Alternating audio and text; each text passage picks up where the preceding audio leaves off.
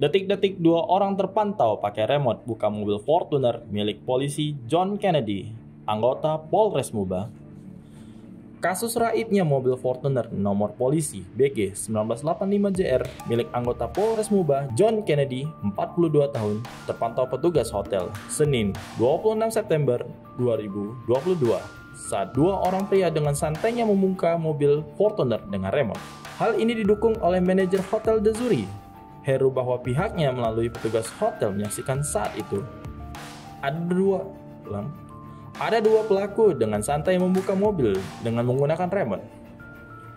Seperti diketahui, John Kennedy shock saat tahu mobil Fortuner nomor polisi BG 1985JR miliknya yang diparkirkan di Hotel The Zuri, Batu Raja, justru raib. Ia kehilangan mobil saat menginap bersama keluarganya di Hotel Bintang di kota Batu Raja.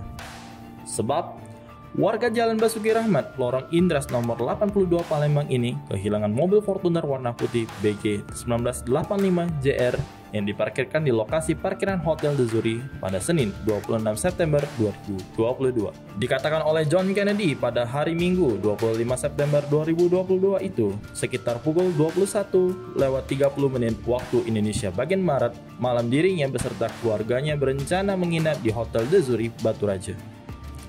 Setelah tiba di halaman hotel, John Kennedy memarkirkan kendaraan kesayangannya itu di dekat lokasi parkir di depan hotel.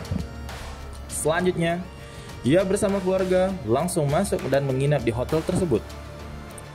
Keesokan harinya, sekitar pukul 5 subuh waktu Indonesia bagian Barat, John Kennedy hendak keluar check out, namun betapa terkejutnya saat menuju parkiran, mobil kesayangannya sudah tidak ada lagi.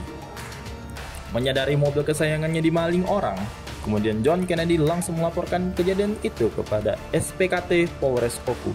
Sementara itu, di tempat terpisah atas kejadian itu, John Kennedy mengalami kerugian sekitar 350 juta. Kapolres Oku AKBP Danu Agus Purnomo SIK melalui Kasih Humas AKP Syafarudin SH mengatakan saat ini polisi tengah menyelidiki kasus pencurian mobil milik anggota Polri Polres Muba. Polisi juga mengambil keterangan beberapa saksi dari pihak Satpam Hotel yang bertugas pada malam kejadian.